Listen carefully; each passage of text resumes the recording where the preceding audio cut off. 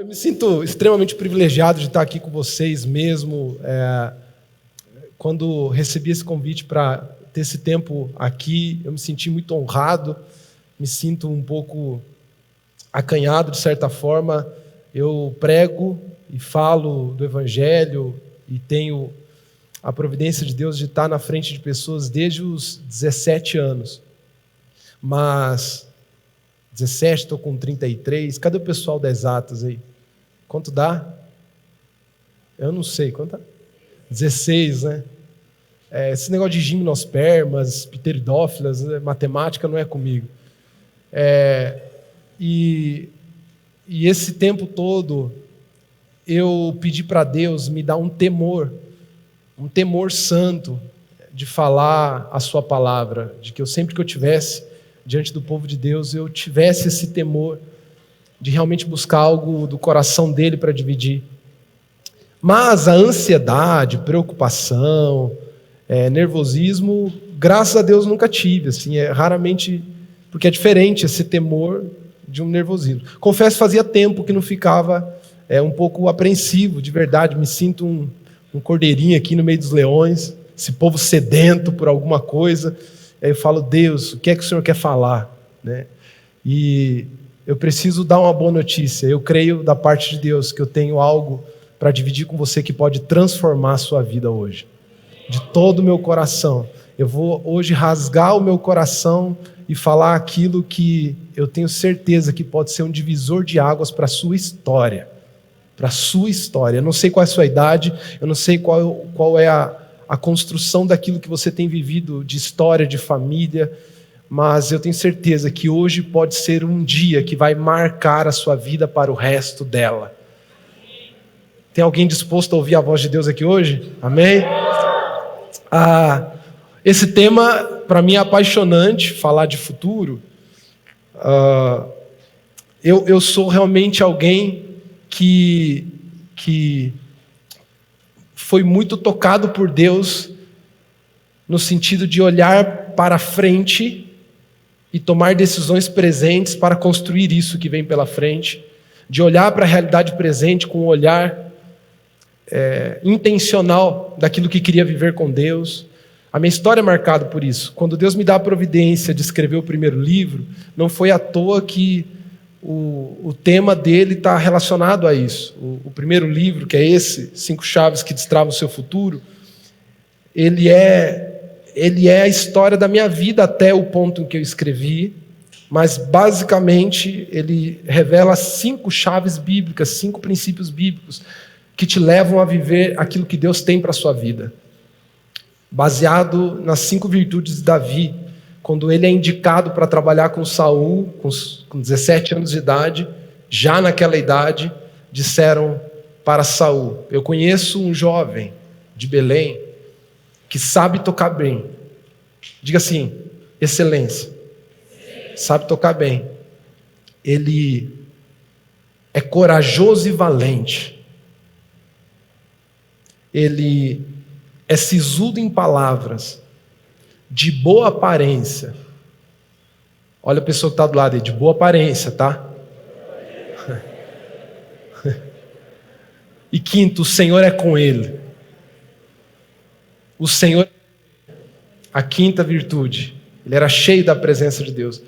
E esse livro são sobre essas 5 virtudes e a profundidade bíblica que há nessas 5 virtudes, por toda a narrativa bíblica. Não somente na vida de Davi, nós vemos na palavra de Deus que você precisa de excelência, precisa de coragem, você precisa de virtude na linguagem, na comunicação e dominar as palavras. Você precisa prestar atenção no teu corpo e naquilo que você comunica com a sua aparência. E por último, você precisa, não menos importante, ser cheio da presença de Deus.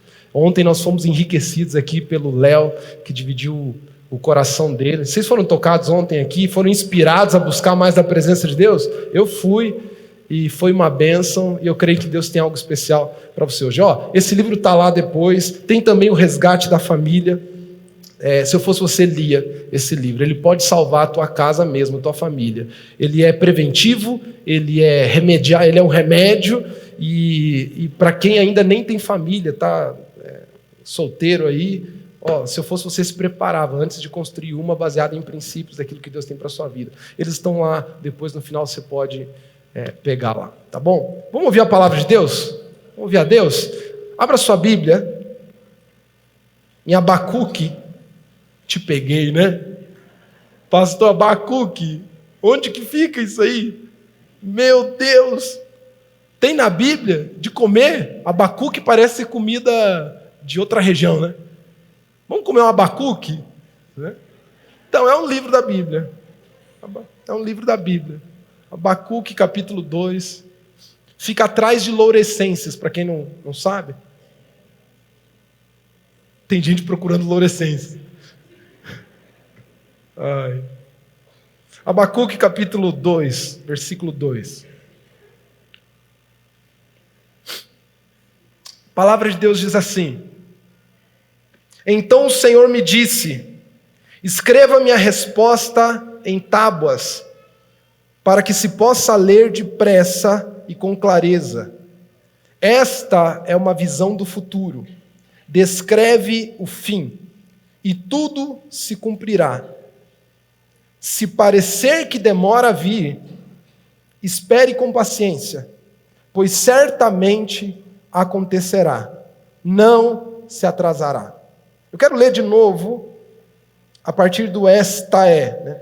Esta é uma visão, diga comigo, visão do futuro. Descreve o fim e tudo se cumprirá. Se parecer que demora a vir, espere com paciência, pois certamente acontecerá e não se atrasará. Eu sou apaixonado pelo tema futuro, propósito de vida e pensar naquilo que Deus tem para nós à frente. Eu creio que essa é um dos grandes temas que você pode dedicar à sua vida de certa forma. Eu acho que isso é importante. Eu acho que é realmente muito importante olhar para frente com intencionalidade, construir, semear.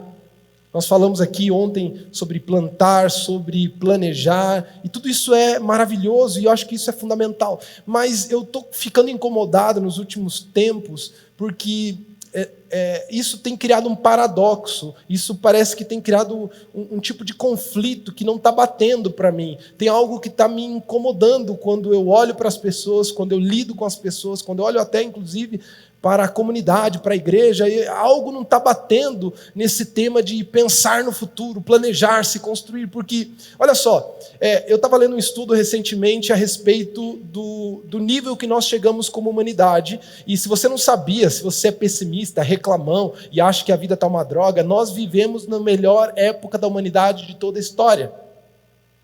Hoje, como humanidade, nós vivemos o melhor que o homem já viveu. Pestes, que tinham guerras, e eu poderia fazer uma lista infinita. Nós estamos, gente, vivendo o melhor dos mundos possíveis até hoje. Inclusive, esse é o grande perigo, porque é através de um mundo confortável que Satanás tem se apropriado a você gostar cada vez mais dessa terra. Mas, enfim, nós estamos vivendo a melhor das realidades possíveis. O mundo hoje é maravilhoso, comparado àquilo que já foi vivido. Eu não estou falando aqui de 50 anos atrás somente. Teu pai pode falar cagava? Já falei, desculpa. Teu pai cagava numa patente.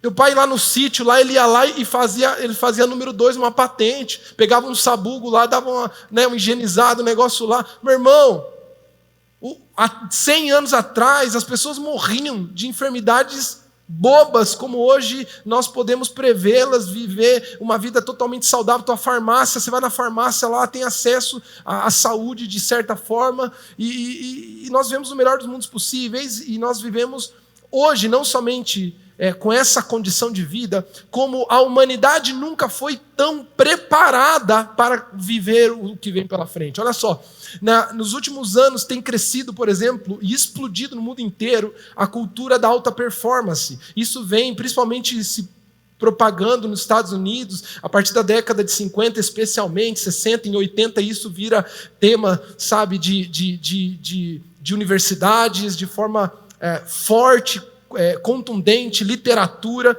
Os livros mais vendidos hoje, por exemplo, no Brasil, todos eles, os mais vendidos que estão no topo da lista, a grande maioria são de desenvolvimento pessoal, alta performance, são de inteligência emocional, como ter uma vida melhor, milagre da manhã. E você abre o Instagram, está todo mundo pensando em como ter uma vida preparada, como construir seu futuro, planejamento financeiro. Vocês viram o tanto de pessoas que entraram na bolsa nos últimos anos? Alguém sabe disso? O número no Brasil é explosivo, ou seja, só pessoas que começam a pensar em futuro, começam a aplicar, a investir, pessoas que estão se preparando. Nunca se viu tanta gente cuidando da saúde, nunca se viu tanta gente pensando em dieta, pensando em... Você vê adolescentes, esses dias nós fomos fazer o lanche dos adolescentes lá na igreja, e tinha alguns que não comiam chocolate. Chocolate. Meu irmão comia até pedra quando era adolescente. Eu não comi chocolate, porque é doce, não é bom, sabe? O processo insulínico. Cala a boca, sabe? E nunca se viu a geração tão preparada, tão pensando no futuro, sabe? E planejamento, e plano de ação. A pessoa tem o plano de 5, 10 anos. Ontem eu fiquei até meio apavorado, 7 anos, 10 anos. Isso é maravilhoso. Uma geração da alta performance, do desenvolvimento pessoal, da cultura de acordar às 5 horas da manhã, tomar um café, fazer um story, voltar a dormir, sabe? Essa cultura de estar preparado, mas ao mesmo tempo nunca tivemos uma geração tão ansiosa. Nunca tivemos uma geração tão ansiosa. O Brasil ocupa hoje o ranking de primeiro lugar em ansiedade no mundo. O que está acontecendo? Não faz sentido. A geração mais preparada para o futuro é a geração que mais tem medo dele. Por quê? Isso me cria algumas angústias. Olha, o jovem, na verdade, ele é ansioso pra caramba, por estágio da vida. Eu e a Mara pastoreamos jovens, a maior parte do nosso ministério, jovens e adolescentes, boa parte jovens e adolescentes também. Então a gente viveu isso por muitos anos. Todos os aconselhamentos, todas as conversas estavam, sabe? Pastor, o que vai ser? A faculdade, a universidade, o vestibular, com quem que eu vou namorar, com quem que eu vou casar, qual é a vontade de Deus para a minha vida, sabe? E os jovens sempre estão querendo algo além, eles nunca estão satisfeitos.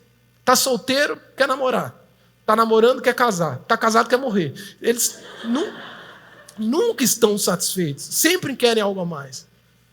As meninas, eu sempre brinco isso, as moças com 15 anos de idade, elas estão sempre, sabe, elas estão naquela fase de relacionamento em que ela está com a corda toda, sabe? Então, o versículo dela é aquele de Mateus 22, muitos são chamados, mas poucos escolhidos. Está por cima. De repente chega aos 20 por aí, as amigas já estão se encaminhando e tal. O versículo muda já, aquele de Tessalonicenses. Observai a tudo e retém o bom. Mudou. Passou dos 30, já é Mateus 11, 28. Vinde a mim todos que estão cansados e sobrecarregados, que eu vos aliviarei. Passou dos 40, já é João 6. Os que vierem a mim de maneira alguma lançarei fora. Jamais. Óbvio que, estou brincando, tá? Não fique chateado comigo, mas... É uma ansiedade incessante pelo que vem à frente. É uma ansiedade incessante pelo futuro, por aquilo que vai acontecer. E óbvio que eu estou muito feliz com esse tema, e não me entenda mal, eu não estou aqui diminuindo a necessidade de falarmos sobre isso. Eu quero entender, eu quero com você raciocinar e pensar e olhar à luz das Escrituras, por que é que vivemos isso? Por que é que muitas vezes... passamos por esse tipo de problema. Olha só, o tema futuro, geralmente tem gerado nas pessoas ansiedade, insegurança e medo. São as 3 principais características. Quem está anotando, anote. Eu vou falar umas coisas aqui que não tem slide, não. Ansiedade, insegurança e medo. Ansiedade é essa ânsia por aquilo que vem à frente. Insegurança é uma falta de confiança pelo que vem à frente. E medo é uma paralisia.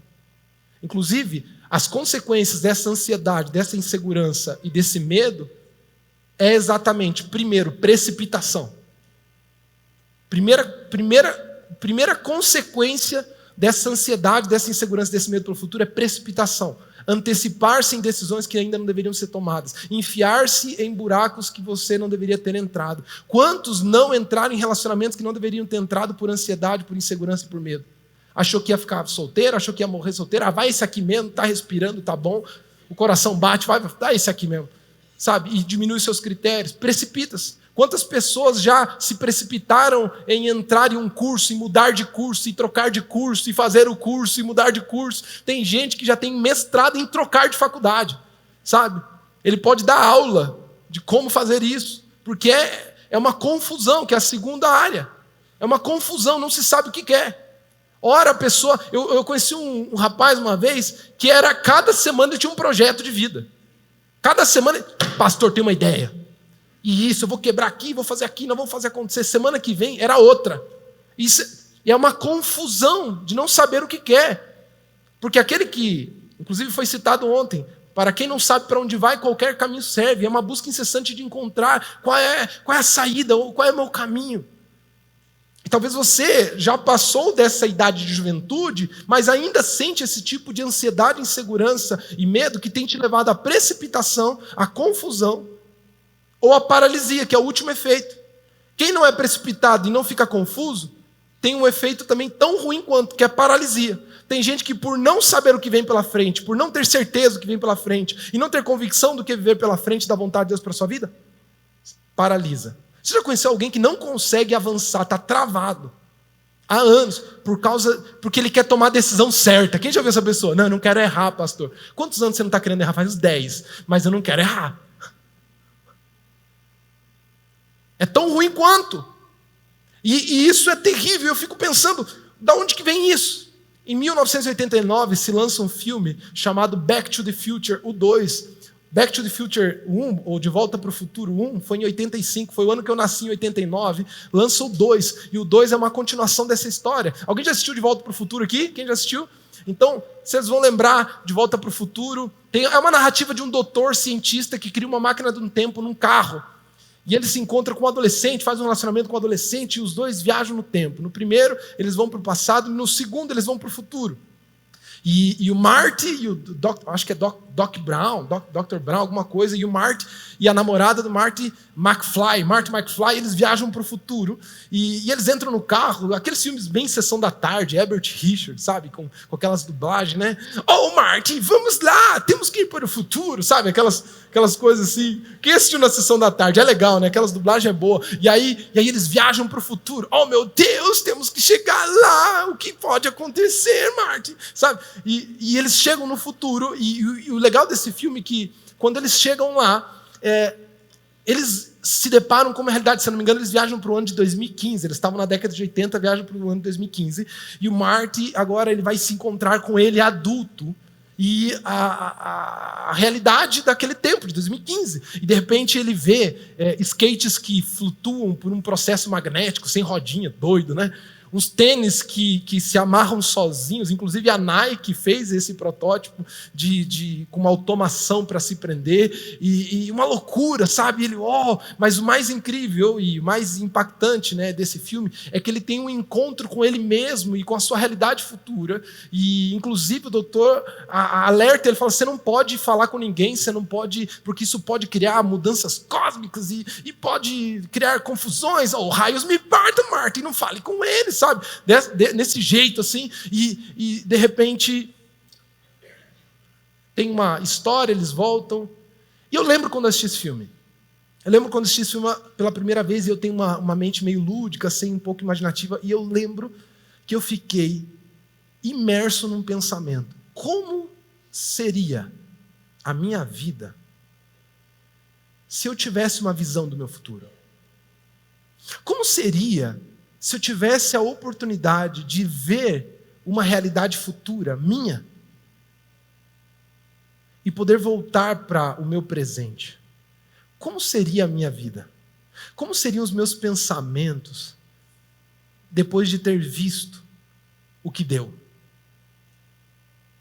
Como seria a minha vida se eu pudesse ter uma cena, uma visão clara do meu futuro?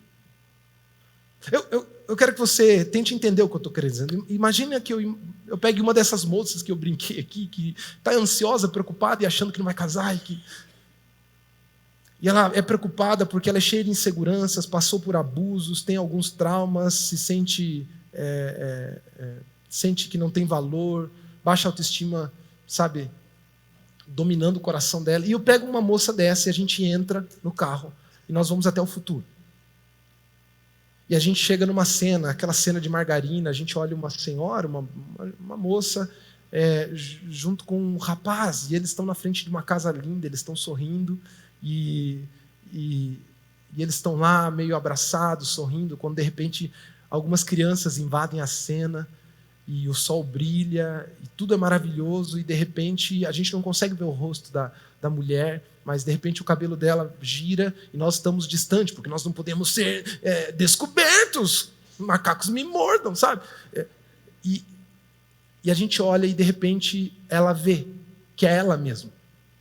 E naquilo que mais angustiava o coração dela, que era o medo de ser sozinha, o medo de não casar, o medo de não encontrar ninguém, ela olha e ela vê que está tudo resolvido. Ela vê que deu tudo certo. Ela vê que como seria, e nós voltaríamos para o presente, como seria a vida dessa menina? Vocês acham que ela voltaria a se preocupar com esse tema? Vocês acham que ela voltaria a se angustiar com esse tema?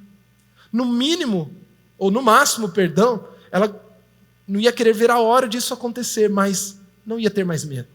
Muito menos insegurança, e muito menos confusão. Porque a visão clara do futuro traria um tipo de impacto ao coração dela diferente. E óbvio que eu estou aqui ilustrando com um filme que nem existe, com uma máquina do tempo que nem existe. Mas quando eu olho para a palavra de Deus, eu vejo um Deus que fala sobre o futuro e nos dá a visão dele. E através da revelação bíblica nós podemos perceber, e aí eu chego a uma conclusão. Quando eu olho para essa geração, preparada para o futuro, mas ao mesmo tempo imersa numa confusão, numa ansiedade, numa falta de direção e propósito, eu vejo claramente que o que nos falta para vivermos uma vida plena, segundo a vontade de Deus, é visão. Eu vou repetir, o que nos falta é visão. Uma visão de Deus para a nossa vida. Fala assim comigo, eu preciso de uma visão de Deus para a minha vida. Vamos lá, como alguém que acredita, fala de novo, eu preciso de uma visão de Deus para a minha vida. Provérbios capítulo 29, verso 18 diz assim, por falta de visão o povo se corrompe. Aplique isso para a sua vida. Por falta de visão eu me corrompo. Por falta de visão eu me perco. Por falta de visão eu fico ansioso, por falta de visão eu paro, por falta de visão eu me precipito, por falta de visão eu me confundo, por falta de visão eu erro, por falta de visão. O que me falta muitas vezes diante do trilho da vida é uma clareza daquilo que Deus tem para a minha vida, é visão. E eu fico assustado com o quanto o tema visão está na palavra de Deus. É maravilhoso e eu quero que você caminhe um pouco por isso. O próprio Deus quer que você tenha clareza de visão na sua vida. Ontem foi citado e eu quero citar aqui hoje de novo, Jeremias capítulo 29, versículo 11. Ô crente, você está aí? Todo crente tem que saber esse versículo de cor, tem que falar ele de manhã, tem que falar ele de tarde, tem que falar de noite, tem que lembrar dele todo dia. Deus te lembra, lembrou Israel, lembrou Jacó e lembra você. Eu é que sei os planos que eu tenho para vocês. São planos de paz e não de mal. Planos para lhes dar uma esperança e um futuro. Tem alguém que acredita que Deus tem isso para a sua vida aqui? Deus tem planos de paz, Deus tem plano de esperança, Deus tem plano de futuro para a sua vida. Deus quer te dar essa visão, essa capacidade de enxergar isso. E aí eu quero que você entenda, antes de nós aprofundarmos mais em alguns textos bíblicos, a diferença da visão humana da visão divina. A visão de Deus e a visão e a vista humana. Inclusive eu quero separar aqui com esse conceito. Nós vamos chamar da visão humana de vista. A vista humana, que é a vista natural, o olhar natural, aquilo que o teu olho vê. Da visão de Deus. Eu quero separar vista de visão. E eu quero que você entenda isso. A vista natural, a vista humana, ela é reativa. Não sei se você sabia, o teu olho, ele é um receptor. O que o teu olho vê é a captação de algo que está sendo transmitido para ele. Vista natural é reativa. O que os teus olhos veem depende daquilo que lhe é mostrado. Ei, alguém está... Ixi, agora você vai ter que pegar... Você vai ter que entrar no espírito aqui. Você está com atenção? Ei, vista natural é reativa. Para quem não sabe, teus olhos, eles captam uma luz emitida. E essa luz emitida que alcança o teu olho é que comunica ao teu cérebro uma imagem. Logo, os teus olhos só podem ver algo que ele recebe. Os teus olhos naturais só podem ver algo que ele recebe agora. A visão de Deus, ela é criativa. Toda visão de Deus, ela é criativa. Ela pode ver algo que não existe, que nem chegou aos seus olhos. A vista humana, ela é circunstancial. Ou seja, eu não consigo olhar algo que esteja fora do meu campo de visão. Eu não consigo ver as minhas filhas agora brincando, porque os meus olhos não conseguem alcançar elas fisicamente. Eu consigo ver vocês, eu consigo ver essas paredes, eu consigo ver o que está diante de mim, porque a vista humana é circunstancial, ela é limitada a um ambiente. Agora, a visão de Deus, ela é transcendental. Deus vê o que passa o corpo, a alma, o espírito, o espaço, o tempo e a matéria. Ei, alguém está prestando atenção? O presente, o passado e o futuro. A visão de Deus transcende. Deus não tem tempo, Deus está fora do tempo. Deus é maior do que o tempo, Deus é maior do que a matéria. Ele vê aquilo que você não vê, Ele enxerga o que nós não enxergamos. Ele consegue mostrar coisas que ainda não foram feitas, que não foram criadas. Quando você aprende a ver o que Deus vê, o teu olhar para o mundo muda, o teu olhar para a vida muda, o teu olhar para as pessoas mudam, porque você não vê o que está na frente, você não vê o que a pessoa te mostra, você consegue enxergar aquilo que ninguém vê. Quando você aprende a ter visão de Deus, a tua vista natural, ela perde espaço no teu coração. Você para de ser escravo do que você enxerga com os olhos e começa a ver aquilo que Deus te mostra. A visão de Deus, ela é transcendental. Mas terceiro, a visão de Deus, a vista é superficial. Nós conseguimos ver aquilo que é externo. Eu sei que vocês têm um órgão, têm um coração e têm sangue correndo no corpo de vocês, mas eu não consigo ver. Porque não está aparente. A vista humana vê a aparência. Deus vê profundidade. A visão de Deus é profunda. 1 Samuel capítulo 16. Deus rejeitou Saul e escolheu Davi como novo rei. E manda Samuel ir ungir o próximo rei. Samuel vai para a casa de Jessé e se depara com o primeiro filho. Ele olha para aquele homem bonito, alto, guerreiro e forte. É esse mesmo. Temos um rei. E imediatamente Deus fala para Samuel: Samuel, eu não vejo como o homem vê. O homem vê a aparência, mas eu vejo o coração. A forma de eu enxergar é diferente da tua, Samuel. A tua vista é limitada, a minha é profunda. Eu quero que você me acompanhe em um outro episódio. Eliseu, o profeta de Deus, é cercado porque um exército inimigo está incomodadíssimo, porque Eliseu está sabotando os planos do inimigo, revelando coisas para o rei, e isso faz com que ele tenha estratégias militares de defesa. Esse é o problema de ter o profético, sabe? Porque ele sempre está vendo o que os outros não veem, ele está antecipando, e ele está vendo, e ele está enxergando, ele está discernindo, e Eliseu está o tempo todo discernindo, e de repente, quando descobre que Israel consegue se defender por causa de Eliseu, o exército inimigo manda uma tropa para cercar Dotã, onde Eliseu está, na casa dele, e cercam com carros e cavaleiros e um exército militar, uma tropa militar, para ir pegar e matar Eliseu. Quando o servo de Eliseu sai pela manhã e olha, e se assusta com aqueles cavaleiros, com aqueles cavalos e com tudo aquilo, ele entra em desespero, ele fala: meu Deus, olha só, nós vamos morrer, profeta, e agora já era, acabou para nós. E o que o profeta responde? Olha o que Eliseu responde: não tenha medo, aqueles que estão conosco são mais numerosos do que eles. Aí o menino olha: quem está com a gente? Não tem ninguém, nós estamos nós dois. É 300 de Esparta agora? Não assisti esse filme não, eles morrem no final. E Eliseu diz: Eliseu orou e disse: Senhor, abre os olhos para que ele veja. Ele não está vendo, tadinho. Está vendo o quê, seu doido? Então o Senhor abriu os olhos do rapaz. Olhos naturais, gente?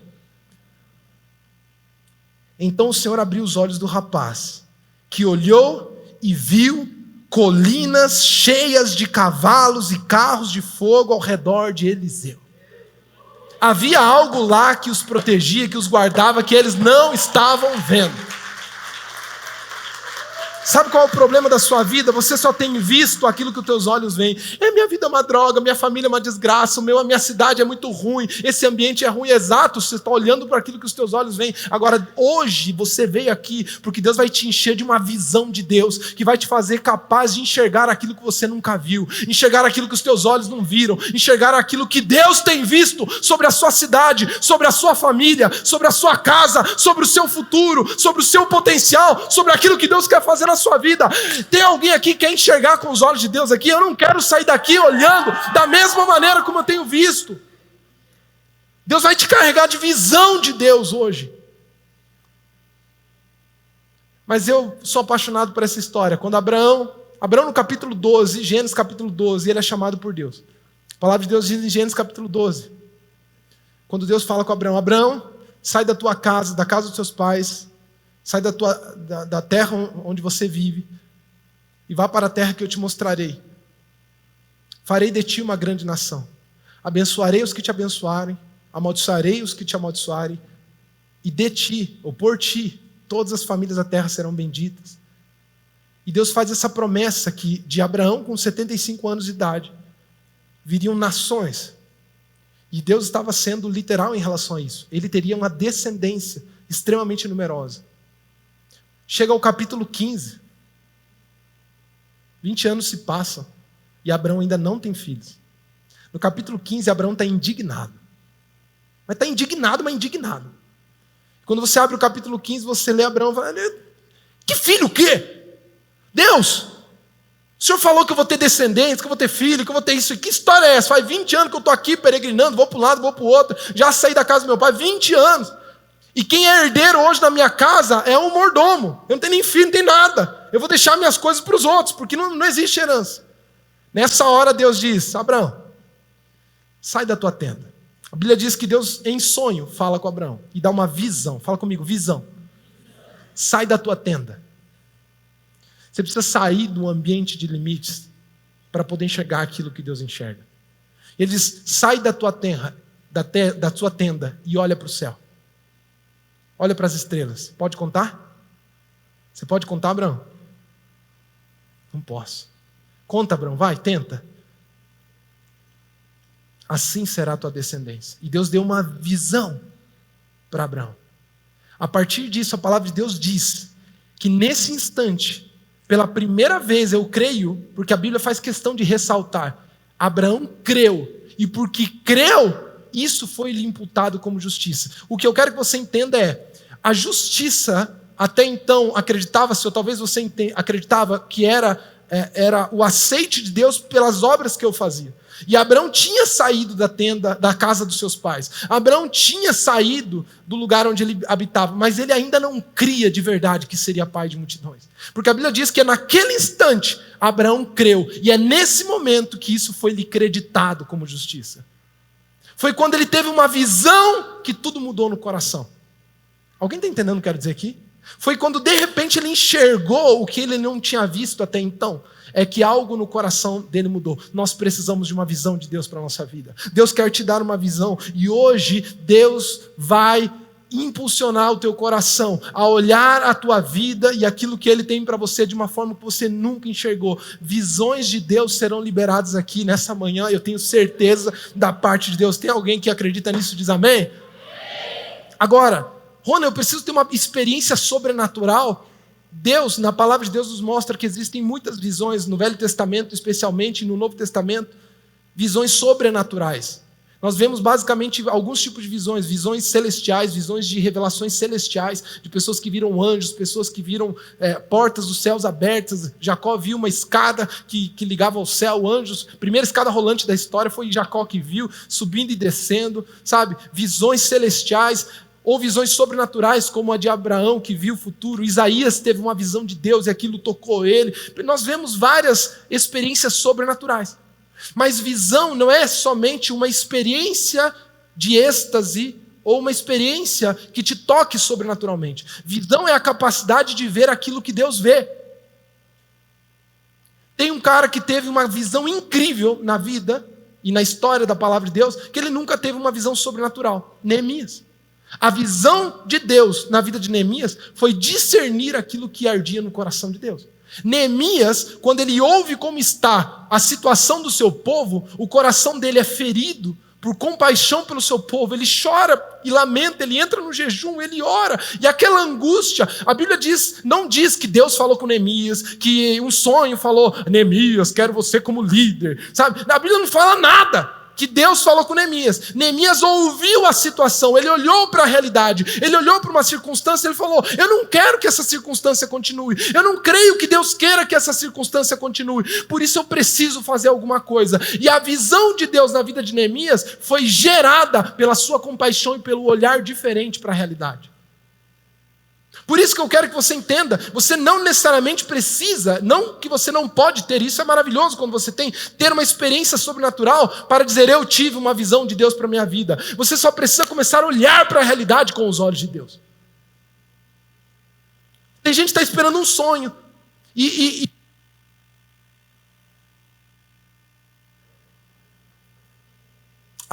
voltou. Eu sou apaixonado pelo mover de Deus, do Espírito Santo e o sobrenatural, mas ele tem um problema. Quando você é imaturo, você fica escravo disso. Quando você é imaturo, se Deus não te falar profeticamente, não te mostrar num sonho, um anjo não aparecer, o irmão da revelação não falar, não vou fazer nada. Esse que é o problema do mover sobrenatural quando as pessoas são infantis. Elas ficam dependentes e carentes. Deus está querendo levantar gente madura que aprende a enxergar como ele enxerga. Os pais, eles não limpam a bunda do bebê porque estão com vontade, porque sentiram, porque Deus mostrou à noite. Eles limpam a bunda do bebê porque aquilo vai assar. E ele está vendo a realidade. Meu irmão, você precisa de mais visão de Deus do que olhar para o mundo? Só olha para o mundo. Eu estou esperando Deus mostrar o que eu nasci para fazer. Você nasceu para criar vergonha na cara e se mover. E se mexer, e fazer aquilo que Deus... Ei, seja um Neemias da sua geração. Falta mais visão de Deus daquilo que Ele já está mostrando. Olha para a sua igreja, olha para a sua família. Você quer uma visão de Deus melhor do que essa? Olha para a sua casa, olha para o seu bairro, olha para a sua cidade. Essa é a visão de Deus para a sua vida. Ele te comissionou para fazer discípulos, para expulsar demônios, para libertar o cativo, para pregar o ano aceitável do Senhor. Essa é a visão que você precisa. Você não precisa somente que um anjo te mostre, que Deus apareça, e isso é muito bom, isso é maravilhoso, e se acontecer, glória a Deus. Mas se você tiver maturidade, você decide hoje enxergar a sua vida com os olhos de Deus. Comece a enxergar a sua vida com os olhos de Deus. E tudo pode mudar. A minha vida mudou a partir de uma missão, de uma visão. E não quer dizer que tem que acontecer com todo mundo, mas aconteceu comigo. Por que aquele relógio anda tão rápido? O que vocês fizeram? Sério? Amém, vamos orar. Uau. Minha vida mudou a partir de uma visão. E não quer dizer que tem que acontecer com todo mundo, mas eu preciso contar a minha. Eu tinha 15 anos de idade, eu sou filho de pastores, cresci na igreja, conhecia todas as histórias bíblicas, mas eu não conhecia Jesus. Eu não conhecia Deus. Eu não conhecia o Evangelho, eu não entendia o Evangelho. E aos 12, 13 anos de idade, eu vivi uma vida dupla, de ir na igreja, tocar bateria, sair na hora da pregação. Eu vivia na escola, comecei a viver uma vida dupla, comecei a desfrutar daquilo que o mundo começa a oferecer para os adolescentes, comecei a me envolver com tudo aquilo, comecei a enganar os meus pais, sair escondido, fingir que ia num lugar e ir no outro. Eu comecei a viver essa vida de adolescente, que tinha uma religião, a família tinha uma religião. Com 15 anos, um sentimento começou a se despertar no meu coração de uma angústia profunda. Uma ansiedade, um medo, um nojo de mim mesmo começou a nascer. Eu comecei a não gostar de mim. Eu comecei a ficar áspero, rancoroso, amargurado. Eu comecei a ficar briguento, comecei a ficar mais chato do que eu já era, irritante, arrogante. Eu percebi claramente que os amigos que eu tinha me suportavam e não gostavam. Eram amigos de conveniência. Algo começou a me angustiar muito no meu coração, na minha vida. E aquilo começou a mexer muito comigo. E eu entrei numa crise existencial. Eu entrei num buraco. emocional e espiritual. E inspirado pelo testemunho que eu vi de alguém, eu decidi pela primeira vez buscar a Deus. Eu lembro que eu estava numa segunda-feira saindo do trabalho, eu trabalhava numa loja de instrumentos musicais aqui na Avenida Brasil, e eu fui a pé. Nós morávamos no bairro Neva, aqui de Cascavel, eram uns 3 quilômetros. Eu fui a pé pela primeira vez na minha vida, orando e clamando e falando: Deus, será que o Senhor existe? O Senhor é real? O Senhor tem algo para a minha vida? Isso que meus pais viveram e que eu vi, será que isso faz sentido? E era uma angústia, e eu segurava o meu choro na rua para ninguém ver, mas eu não via a hora de chegar em casa. Quando eu cheguei em casa, era umas 6:30 da tarde, eu largo a minha mochila num canto, eu me ajoelho na cama pela primeira vez na minha vida, e eu começo a orar de todo o meu coração. E eu começo a chorar. E as primeiras 2 horas daquele momento foi de quebrantamento, de arrependimento, de um pouco misturado com remorso, com raiva, com culpa. E eu comecei a despejar o meu coração, um coração ferido de 15 anos de idade, que tinha muitas coisas, muitas dúvidas, muitas angústias. Eu derramei meu coração ao Senhor. E eu já estava lá umas 2 horas naquela experiência amargurante mesmo, ruim, não estava nada agradável, estava ruim. Era tipo um remédio amargo que saía pela minha garganta, ao contrário de entrar, era algo que cada palavra que eu soltava, cada frase, rasgava meu coração, e eu chorava desesperadamente, nem sabia exatamente pelo quê. Quando de repente, passado de umas 2 horas, algo aconteceu. Eu tive 2 momentos marcantes nessa experiência.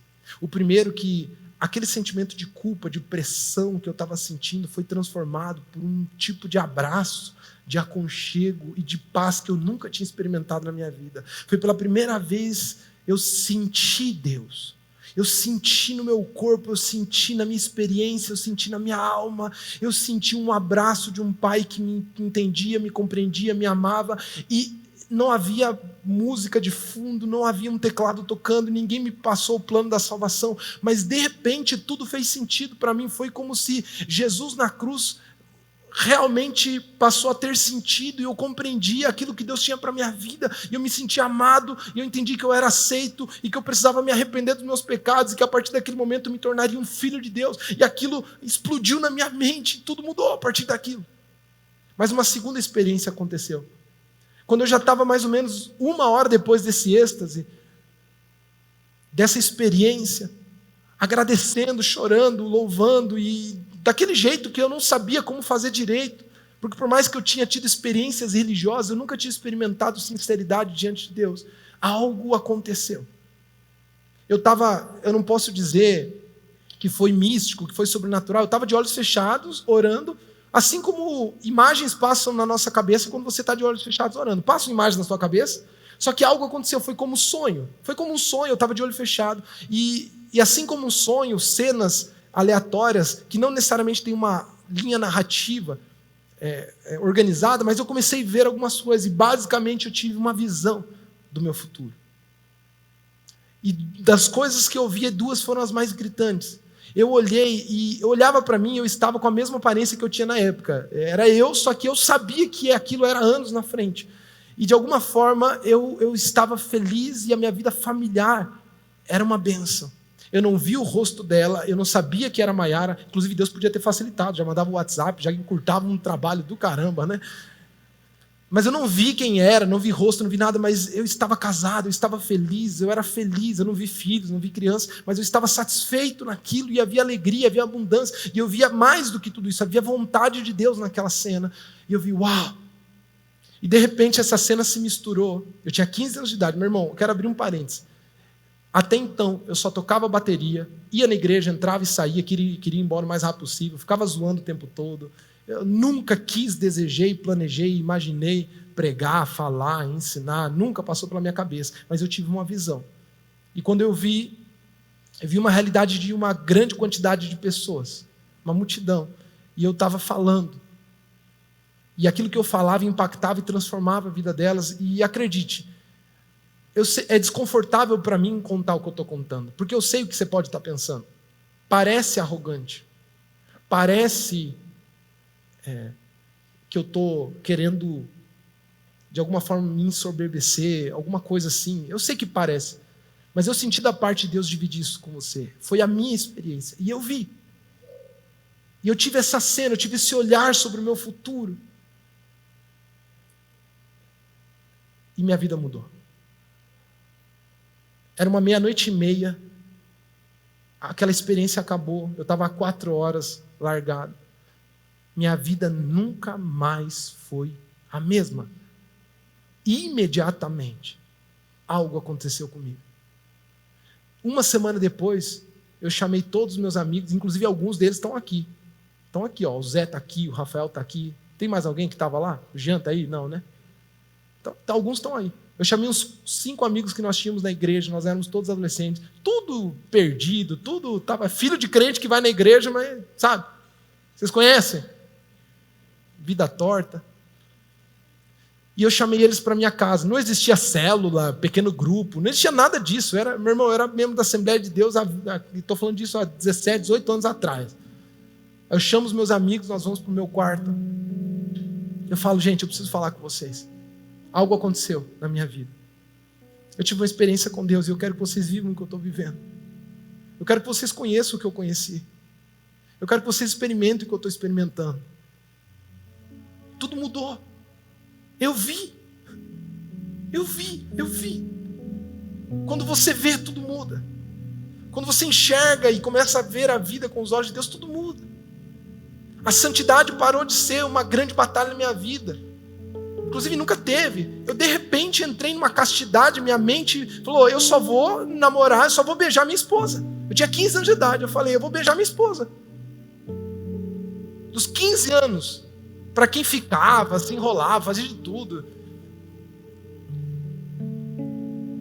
Com 18 anos eu conheço a Maiara.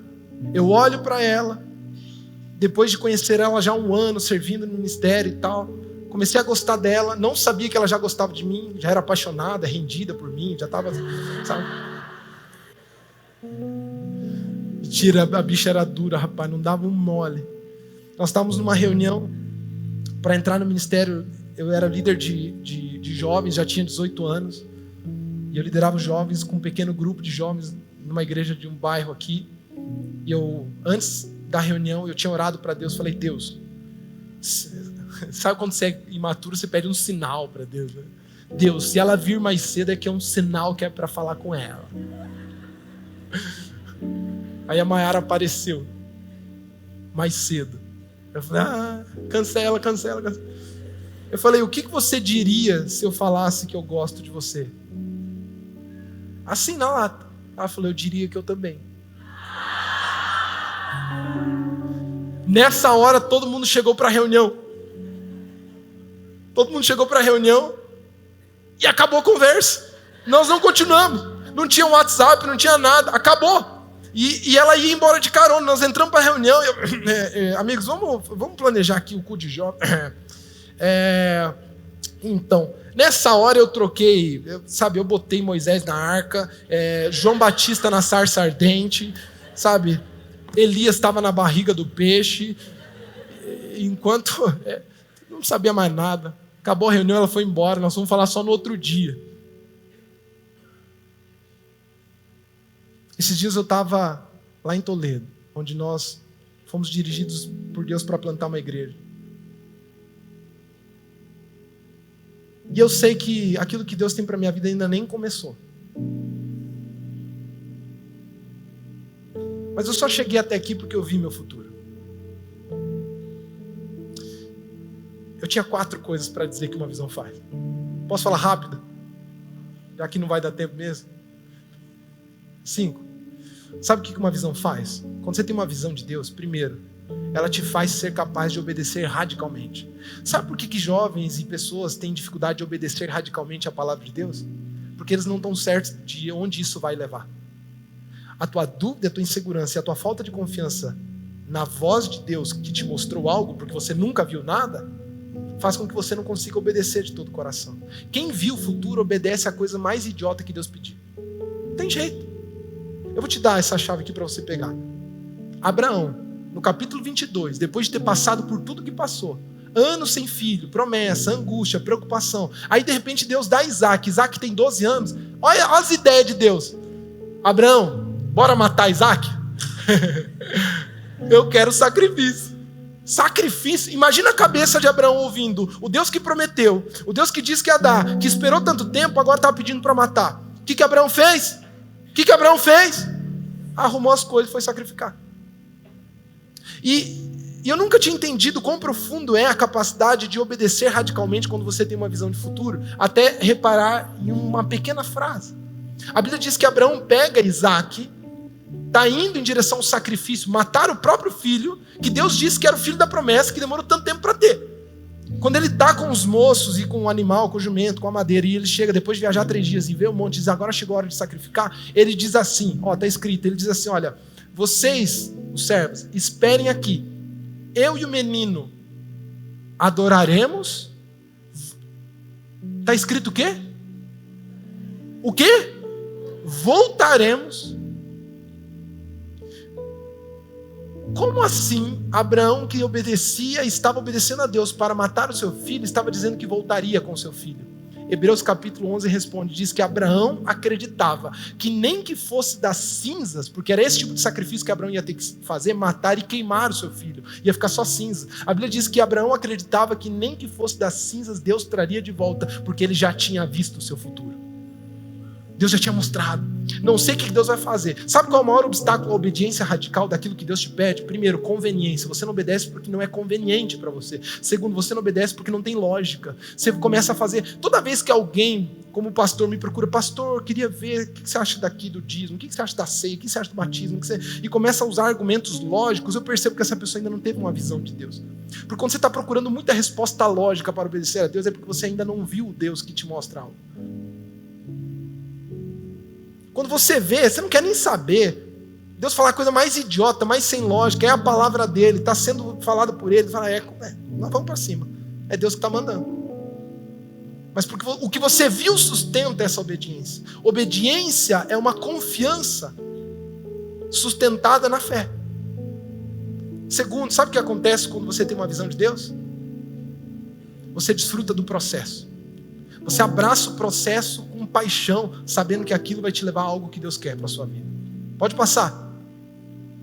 Processo é o meio de Deus para te preparar para o seu futuro. Processo é aquilo que Deus faz para te deixar pronto para o que Ele quer. 4 coisas que um processo faz na sua vida. Quem está anotando, anota rápido. Um processo, primeiro, ele prepara o teu caráter. O processo de Deus prepara o teu caráter. Segundo, o processo de Deus... Uau, isso aqui é importantíssimo. Processo desenvolve habilidades. Processo te dá habilidades que você não tinha e que você vai precisar. O processo às vezes é ilógico, não faz sentido Deus te colocar onde Ele está te chamando, mas aquilo faz parte daquilo que Deus quer fazer.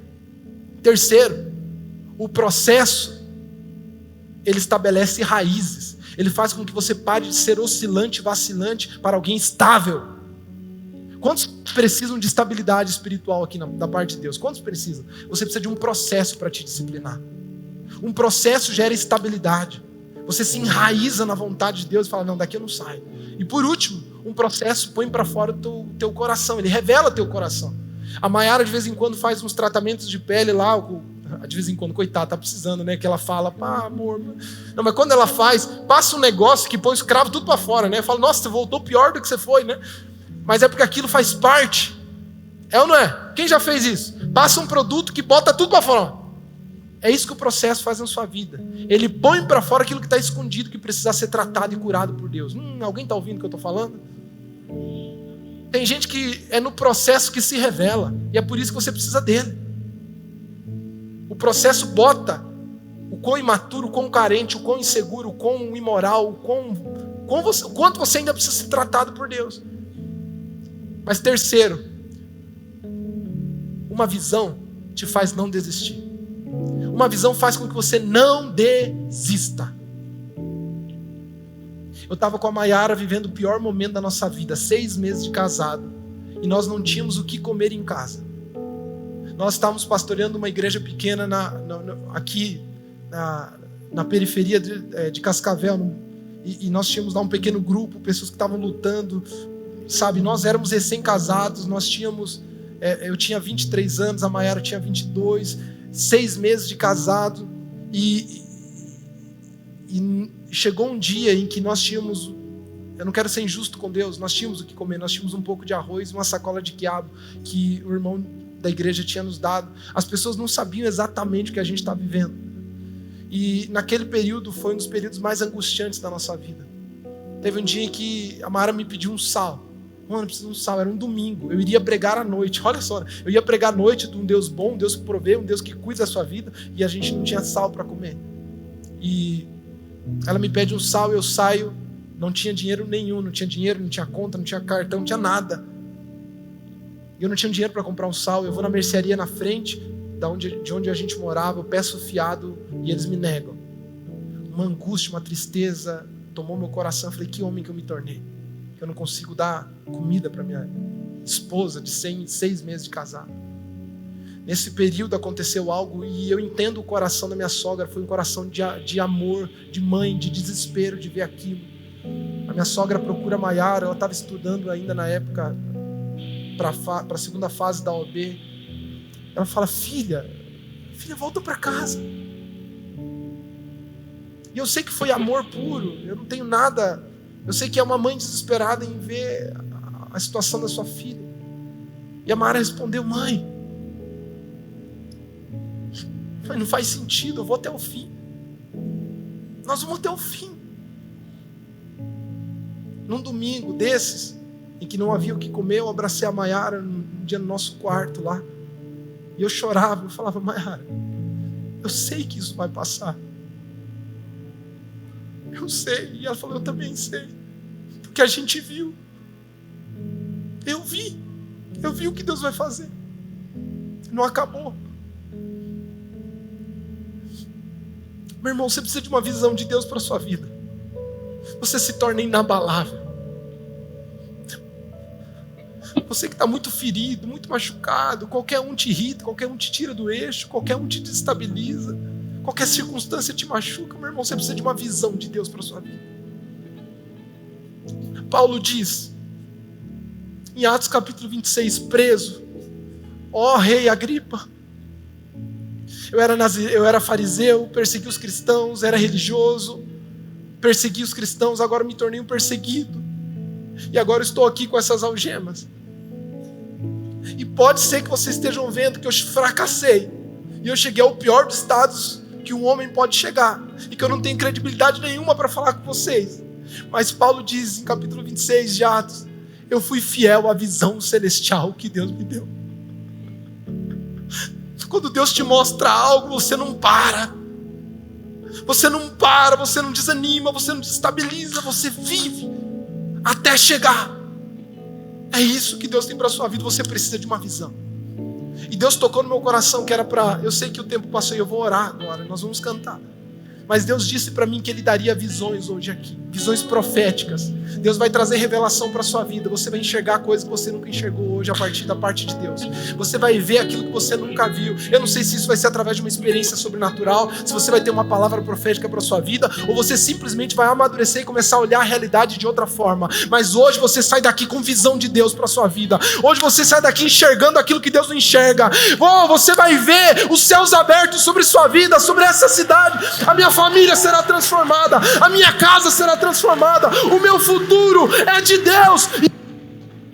Viver Ele. Quantos creem que Deus tem visões para a sua vida? Fiquem em pé, nós vamos cantar.